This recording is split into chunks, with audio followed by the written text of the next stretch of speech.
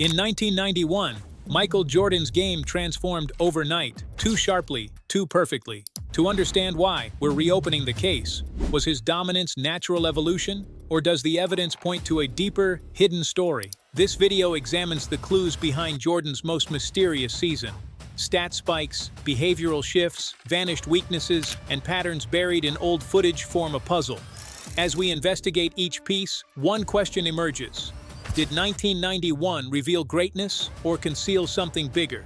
So stick around, because every clue matters, and missing even one could change everything you think you know about 1991. In the history of sports, there are certain seasons that feel less like athletic achievements and more like the moment the universe aligns. For Michael Jordan, 1991 wasn't simply another dominant year. It was the season where a gifted scorer, a relentless competitor, and a frustrated almost champion finally evolved into the complete force the world had been waiting for. And yet, decades later, the question still lingers. Was 1991 Jordan truly a basketball god, or have we elevated that season into mythology far beyond what the numbers alone prove?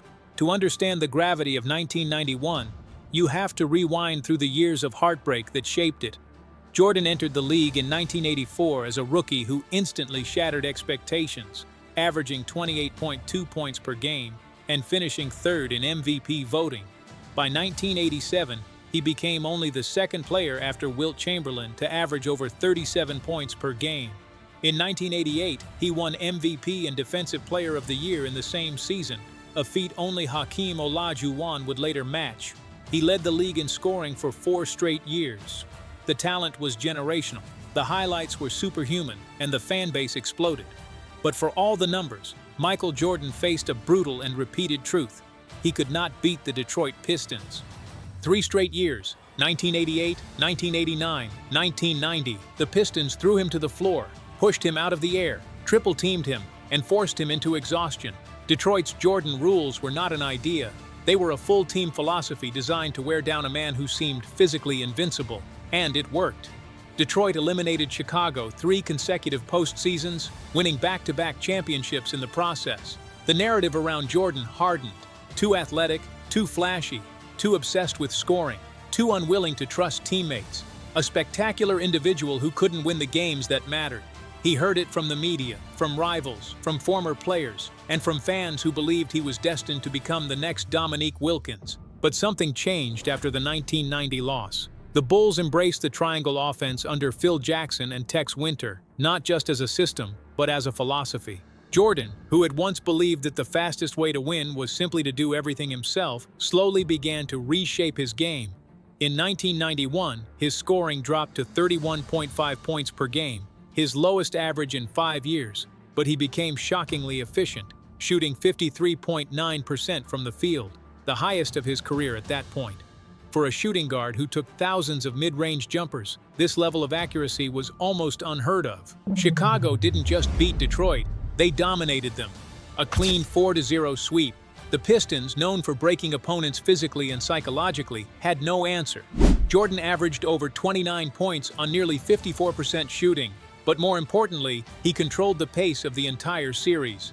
He didn't attack recklessly. He chose his moments, trusted his teammates, and dismantled the most antagonistic defense ever designed to stop him. And then came the iconic moment. As the series ended, the Pistons famously walked off the court without shaking hands. It wasn't just disrespect, it was a visual confirmation that the dynasty of the 80s was dead, and Jordan was now the new ruler of the East. But his final test was the biggest. Magic Johnson and the Los Angeles Lakers. Magic was a 5-time champion, a 3-time MVP, the face of 1980s basketball, the last remaining giant Jordan had never defeated. And the world watched, waiting to see if he was finally ready to become something more than a highlight machine. Game 1 was a shock. The Lakers stole the victory, and Jordan faced immediate scrutiny. Is he failing again under the biggest spotlight? Instead of panicking, Jordan responded with one of the most iconic final stretches ever recorded. Over the next 4 games, he averaged 31.2 points, 11.4 assists, 6.6 rebounds, 2.8 steals, and 1.4 blocks, while shooting 55.8% from the field. These are numbers that don't seem real, and his performance in Game 2 delivered the immortal moment that became global basketball art, the mid-air switch-hand layup. That play wasn't important because of difficulty. It was important because of symbolism. It represented the shift from athletic dominance to creative mastery, the moment the world realized Jordan wasn't simply playing basketball, he was shaping it. But beyond the highlights, the facts tell a clearer story. Jordan scored or assisted on 52% of all Bulls points in the finals. He held opposing guards to under 40% shooting. He became only the third player after Magic Johnson and Larry Bird to average over 10 assists in an NBA Finals series. He controlled both ends of the floor with an authority that had no precedent for a guard. And when the Bulls finally won the championship in Game 5, with Phil Jackson telling him to take a moment, Jordan collapsed into tears in the locker room. It wasn't happiness, it was release. 7 years of frustration had finally ended. So the question remains, was 1991 Jordan truly a basketball god, or was he the perfect product of momentum, timing, media expansion, and narrative hunger? This is where the mythology enters. The NBA was rapidly globalizing, broadcasting to over 80 countries. Nike was pouring unprecedented money into marketing Jordan. Be Like Mike was about to become a worldwide phenomenon. Sports media was entering the era of constant storytelling, highlight packages, and 24-hour analysis. Jordan wasn't just winning. He was winning at the precise moment the world was ready to crown a global hero. Magic's era was ending. Bird's back was deteriorating. The league needed a new face, and Jordan provided not just talent but cinematic moments, elegant aesthetics, and a competitive aura that felt almost supernatural. But mythology only works when the foundation is real.